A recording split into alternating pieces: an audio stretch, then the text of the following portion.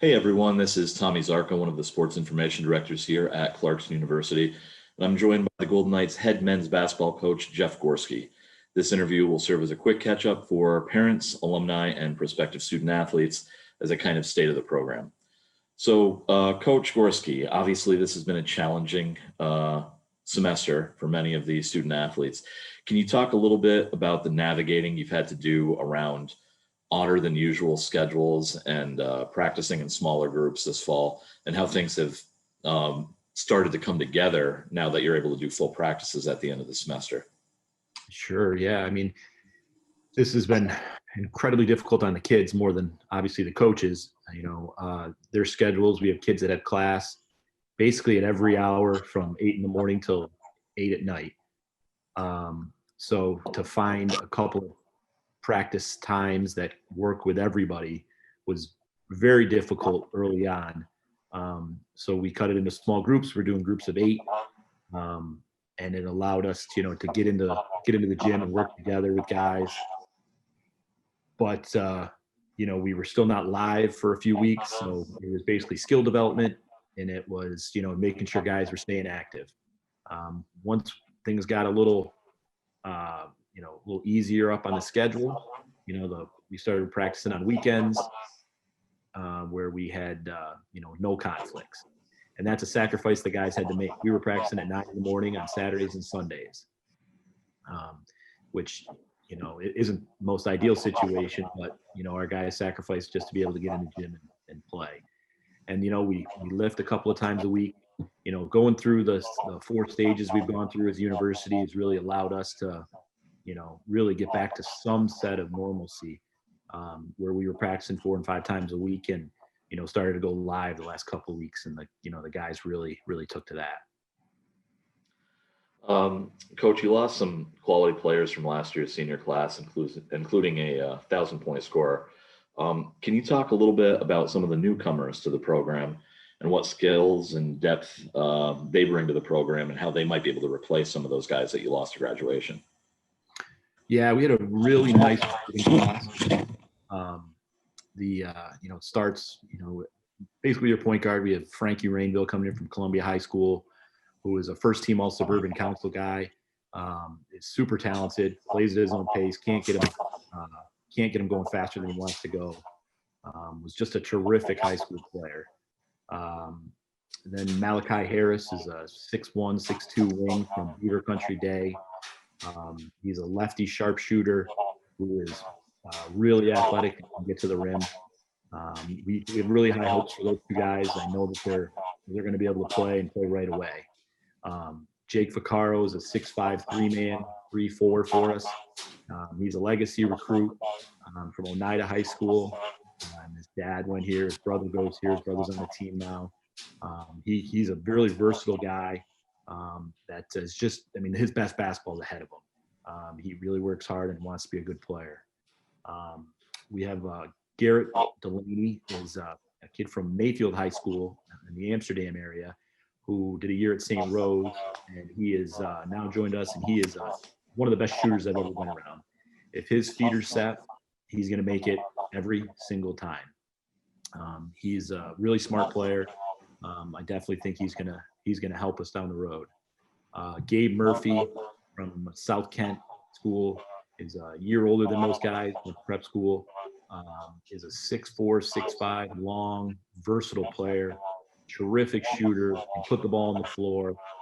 He's a guy that we have high hopes for over the next 4 years, that when the light switch comes on for him, he's going to be terrific. And then our last freshman is Liam Prendergast from Whitman High School in the Rochester area. He's a 6'6", bouncy 5-man who plays with a tremendous motor. He is very athletic, really get up and down the floor. He's going to develop a little bit, got to get a little stronger, but he works incredibly hard. It's a really nice class. It's got a little bit of everything, and we're really, really excited to have those guys with us. Well, it's going to be a little bit before we get to see them, Coach, but since the Liberty League canceled conference games in an announcement in early November, which is obviously a big portion of your schedule, schools obviously are still able to pick up games wherever they want to as an institution. So how is scheduling going so far? And what kind of spring semester do you expect in terms of games? Scheduling has been it's going. Like, we definitely anticipate playing some games. To put a number on it, I don't know. The more, the better. Obviously, from President Collins and Mr. Smalling, they've given us carte blanche to just go out there and try to play. And there's some conference opponents in Skidmore and St. Lawrence. Look like we'll have some opportunities to play them. Some regional opponents in Canton and Paul Smith's. We should have a good opportunity to play those guys, and we can play all those guys a couple of times. All of a sudden, you're at 8 games. Now we've been in contact with a lot of schools in the Rochester area, and the Syracuse and Utica area, and the Albany area, that all looking to play. So I definitely think we can put together a pretty competitive schedule. I'm hoping 12 to 14 games. I think it's a real possibility. I know on our end, we're going to make it work. And I think on a lot of other ends that schools are trying to be just like us. There are some schools that are not interested, but there's a lot of schools that are. Okay. The last thing I'd like to talk to you about, Coach, is the annual Let's See You Give Day that Clarkson had a few weeks ago. It was the 5th time that Clarkson Athletics has done a giving day, and you have been here for all of them. What kind of things did your guys do in terms of connecting via social media and things like that? Because obviously the grassroots things that we were able to do in the student center in years past weren't able to be done.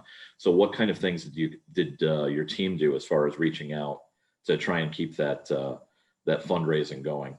Sure. We had Dante Joefield, really was a sophomore for us, really, led the charge, doing some graphics and putting together things that you've seen all over social media, all over the Clarkson websites. Some of our former players were pictured and, stuff like that. So we reached out to those guys and those alums with all that kind of stuff, the constant messaging, the emails, all those stuff on social media that we've done based on what the artwork and stuff that they put together. It's been such a great thing for not only us, but for our whole department. I think it gave us another way to stay in touch with our alums. And I don't want to, leave out our families and friends that do just as much work. I mean, they're so terrific in how much they support us. This being able to connect with the alums, having our young guys do it, having some of our older guys do it, having the guys that just graduated know what it means to give back and having them all help out. It's such a great thing. I know they had such a good experience at Clarkson, and, now they're willing to give back so that the next group can have such a good experience as well. Okay. Well, thank you, Coach Gorski, for joining me today. It was nice to catch up with you to make sure, just to see how everything was going with the program. And everybody here in the athletic department obviously wants to see some games. So best of luck in getting as many games in the spring semester as you can. Thanks, Tommy. All right. Thank you.